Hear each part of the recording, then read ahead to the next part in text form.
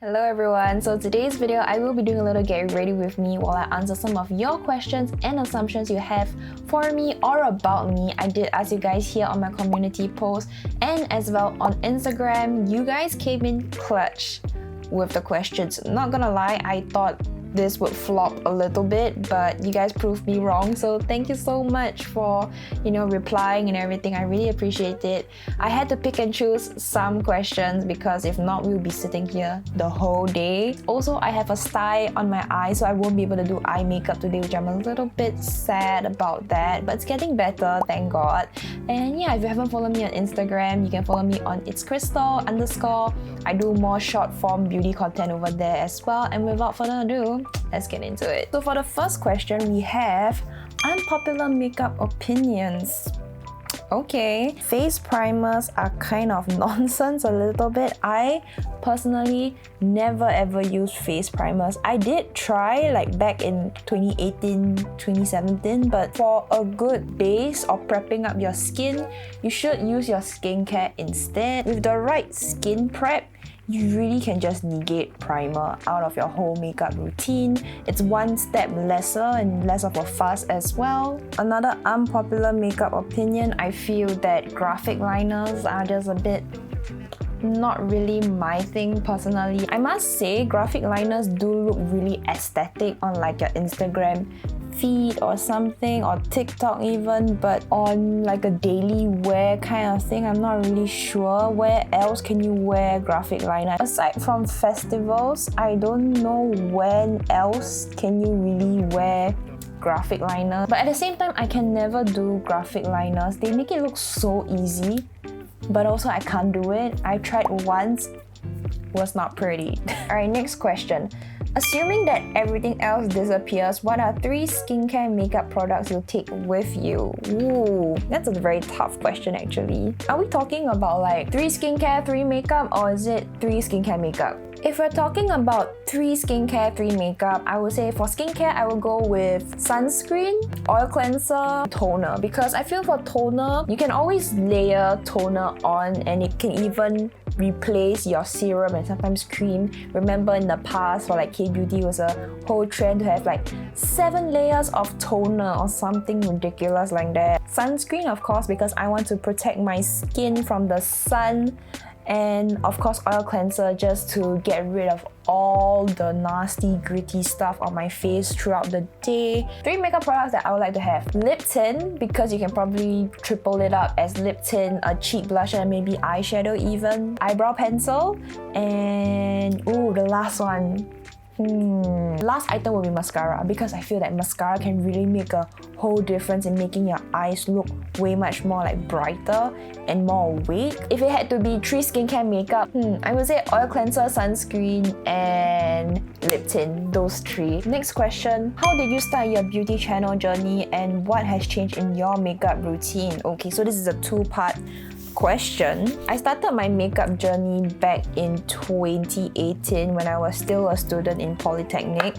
I was year 2 back then, and of course being a student, I didn't really have much budget or income coming in, so I couldn't really post much beauty content or have like new things, whatnot have you. I was doing it more for fun as a hobby back then if I didn't have too much homework. I did not have a consistent schedule back then. I remember I was posting 1 video a month, and the reason for me starting my beauty channel was because back then in school I was the only girl consistently wearing makeup to school, and we're not talking about like a full face bead full of makeup. I was just wearing like brows, lip, maybe a bit of concealer, spot concealing, and like that's more or less it. And I had friends coming up to me asking me like, oh Crystal, have you tried this particular product before? I know you like K-beauty, or could you even do my makeup for presentations? Because back then in school we had to put on makeup for the girls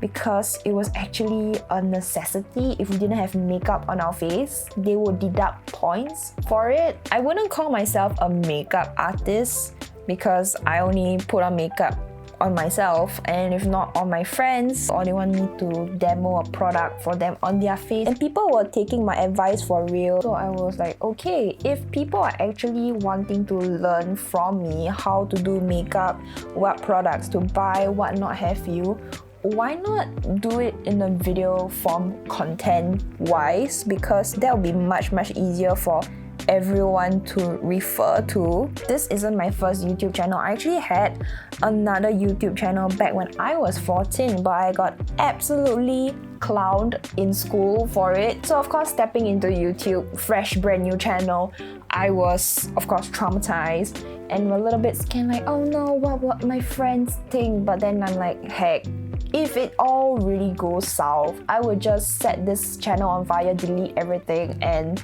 nobody will ever speak of this ever again. People in my polytechnic class were super supportive and they were really like thumbs up, comments and everything. So I really appreciate that. Or they'll come to me the very next day and be like, Crystal, I watched your videos. Like, thank you so much. I'm like, oh, so people actually watch it and like it and not make fun of me for it. And surprisingly enough, a lot of people were asking me like, oh Crystal, so what did you use when you first start off your YouTube channel? Did you buy a new camera? What camera are you using? Did you buy a new microphone? No, trust me, if you plan on starting your own YouTube channel, all you need is just your phone. And you spend maybe like $15, $20, get a clip-on lavalier mic like this, you're good to go. Alright, that's all you need. Of course, when it comes to software, that you have to spend a little bit of money on it. I work as a video editor full-time, so I was willing to pay for the Adobe Creative Cloud, whatnot have you. So I've used that. I use Premiere Pro and also a bit of After Effects. For people who are not media trained and have never used Premiere before, I can see why it's a very scary thing to learn. It's a huge learning curve. It wasn't that difficult for me personally, but there definitely was some learning curve to it being a YouTuber and actually producing good quality content. Sorry, what was the other part of the question? What has changed in your makeup routine? Okay, so a lot has changed. Like, definitely with trends, makeup trends, they come, they go, they disappear, and a new trend comes out. I think back then I went in really hard with my brows, so I had really blocky brows for a hot moment, and I was all about the whole straight Korean brows thing. Not cute. Nowadays, I definitely prefer much more of a natural looking brow look. I think back then I also like wearing very colorful or maybe deep eyeshadow, which I've realized that it's not really for me personally. Nowadays, I just prefer wearing neutral or just neutral sparkly eye looks. It just helps to bring more attention to my eyes. For me nowadays, I think I just prefer makeup looks or even my outfits even, just for everything to look more classy, refined, you know, that kind of vibe. I like that. Alright, the next question is one that I keep getting all the time, be it online, offline, when I meet people in real life for the first time. They always ask me this particular question, and it's, am I mixed? I am not mixed, okay? I am 110% Chinese. I'm Singaporean Chinese. So I'm not really sure why people get this assumption, and it's actually a very gray area. I don't know, I'm not offended by it, definitely, neither am I feeling complimented by it. It's just a very gray area for me personally. Some people have told me to, oh, take it as a compliment that you look mixed, but it's a very gray area for me. I like how I look. I don't know, it's a very weird area for me to feel. About 2 months ago, I went to Thailand, Bangkok, and the number of times the store owners talk to me in Thai, I'm just like, I'm sorry, English.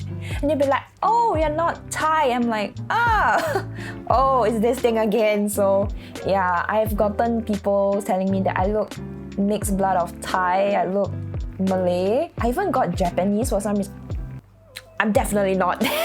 No way. So just to prove it, 我是可以讲华语的，但是我的华语真的是很差。每次我去买菜盆的时候，我会这个那个这个那个，就这样。我记得我小时候好像是小五还是什么，我有一个朋友跟我讲，我的华语我的拼音很怪，好像一个外国人在讲华语的时候。I'm like, oh, okay. Because I grew up speaking English at home, so I don't really use my mother tongue Chinese that often. What is your usual base routine to make your makeup stay all day? Prepping your skin is very important when it comes to applying makeup in order for it to not look patchy and not peel and bunch up, but prepping it the right way as well, super important. So I see a lot of people, one common mistake they do, slaughter a lot of skincare on their face, 7-8 different steps. Toner, ampoule, essence, moisturizer, cream, eye cream. That's too much. You should keep it to maybe like 3-4 products. I keep it to toner, serum or essence, moisturizer or cream, and sunscreen. That's it. Making sure your skincare sinks into your skin really well.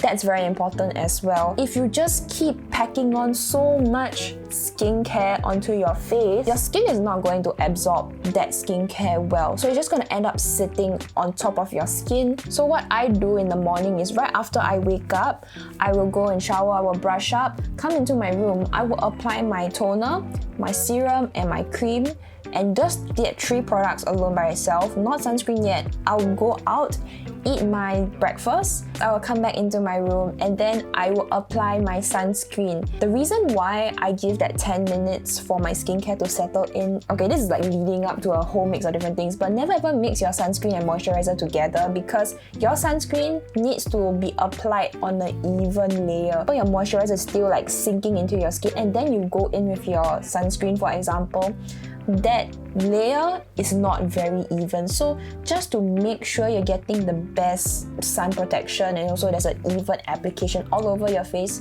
just give some time for your moisturizer to sink into your skin or cream even. Most of the time, that's the #1 culprit where makeup just doesn't sink into your skin properly yet and just go in with makeup. That's why it balls up and peels and everything.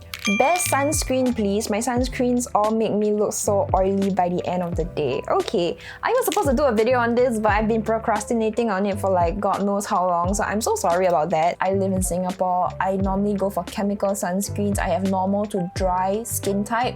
My experience with physical sunscreens have not been great. I have tried multiple, Axis Y one, Dear Class, the blue color one, the Rovectin physical sunscreen as well.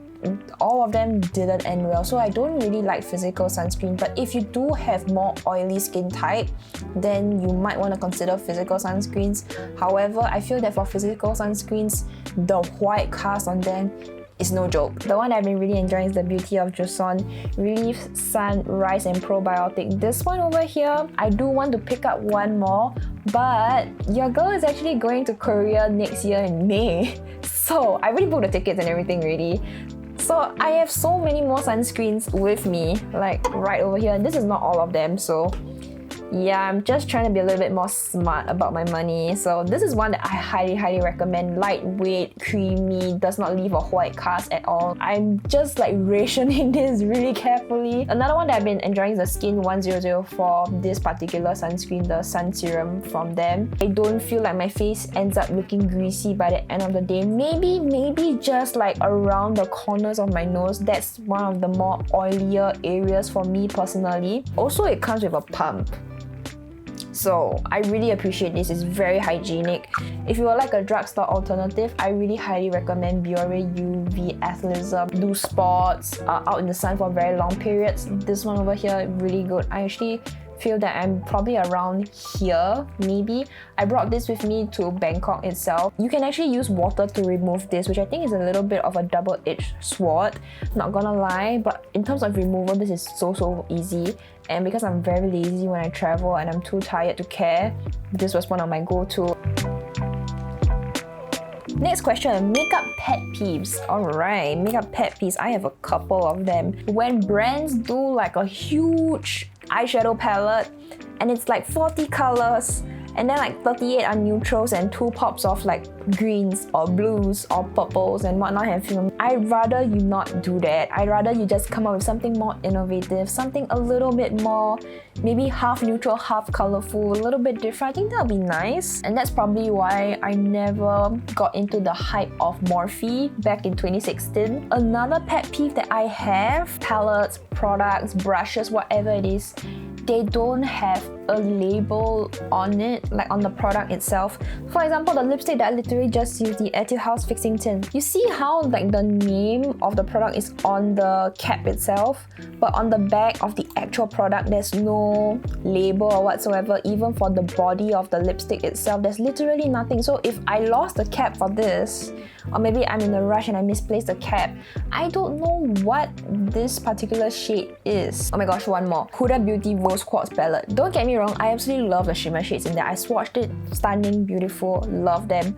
But that one particular pen that looks like it just came out from a science lab petri dish and it's like mold growing. I'm like, why would you do that? It gives me the ick. I feel disgusted whenever I see that. Anybody would have appreciated that beautiful wet shimmer shade over that monstrosity. Alright, I think we're done with today's look. I'm trying to grow out my bangs currently, so I'm gonna push those bangs back.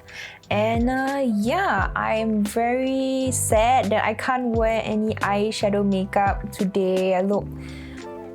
It looks very boring. That's what I'm gonna feel, but I think it's a nice change in a sense that this is not my typical makeup style and this is really very skin heavy focus. And since I'm truly lacking eye makeup right now, can I suggest you guys to go and watch this video where my eyeliner in this video looks so good, so sleek, so smoky. I loved it, and also this is actually my favorite eyeliner of all times at the moment, so go and check it out over here.